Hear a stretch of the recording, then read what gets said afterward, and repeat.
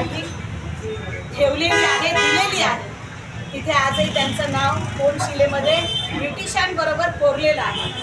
दुसरा महत्त्वाचा मुद्दा, अतिशय महत्त्वाची, तळतळीची आणि कळकळीची आधी माझं नम्र निवेदन आणि विनंती आहे. नगरपालिकेकडे ब्रिटिश काळामध्ये जेव्हा ते नगराध्यक्ष झाले, नगरपालिकेच्या कर्मचारी, मी म्हणणार नाही, आपल्या त्या कर्मचारी परिवाराला पगार देण्यासाठी पैसा नव्हता. आजही माझ्याकडे सगळे सह्याद्री फायनान्समध्ये नाशिक नगरीचे भारत स्वातंत्र्यपूर्वीचे पहिले नगराध्यक्ष रामचंद्र पांडे यांनी स्वतःची सर्व मालमत्ता गहाण ठेवली. काय केली? गहाण ठेवली 2 वर्षासाठी.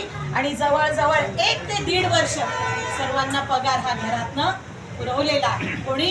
रामचंद्र पांडे यांनी. त्यांची मी नात सून आहे. आणि खूप स्वच्छ दुधाचा धंदा आहे, खूप चांगल्या मिठाईचा धंदा आहे. माझ्याकडे काही जुगार, दारू, अड्डा, याला मी काळे धंदे म्हणते. मला कोणाच्या धंद्याला नाव ठेवायचं नाही, असा माझ्याकडे दुसरा कुठलाही काळा धंदा नाही. आमचं पूर्ण पांडे परिवार आहे, मुलं आहेत, सुनं आहेत, नातू आहेत, मी स्वतः आहे. आमच्याकडे कुठलीही शासकीय नोकरी नाही. आणि ह्या जागेची म्हणजे एक जिवंत दत्त मंदिर मारून किंवा पांडे घराण्याचे एखादी जिवंत आई मारून तुम्ही म्हणणार की आम्ही कॉम्पन्सेशन देणार, तर हे मला मान्य नाही.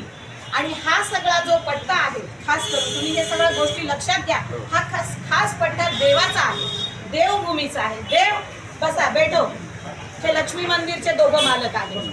ही लक्ष्मी मंदिर आहे, हे प्राचीन मंदिर.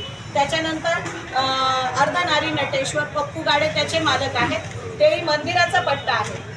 आजपर्यंत अनेक सिंहस्थ झाले, अनेक सिंहस्थ होतील आणि होणारही आहेत आणि आजचाही होणार आहे. माझी शासनाला, प्रशासनाला, मंत्री महोदयांना अगदी त्यांना काही कोणी मिसगाईड केलं असेल, मिसफीड केलं असेल. I know they are very well educated, they are IAS, IPS officers, but only IAS and IPS officers they can give the right justice. I have faith and confidence on collector, on commissioner, and they should take the right decision. They should not come under anybody's pressure. And I am requesting them की जनतेसाठी तुम्हाला जनतेने बसवलेला आहे, हा जनतेचा पैसा आहे. अहो, सिंहस्थाचा एवढा निधी येणार आहे. हे पहा, मी जरी सिस्टीममध्ये नसले, मी सिस्टीमच्या बाहेर राहून एक प्रतिष्ठित घराण्याची सून आहे, लोकनेते जीजी चव्हाणांची कन्या आहे.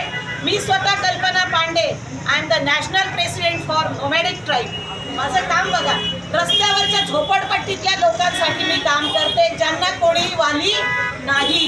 दुसरं काम करते, I am the president for blind organisation welfare, जे ह्या खोट्या जगात काय चाललंय ते बघू शकत नाही.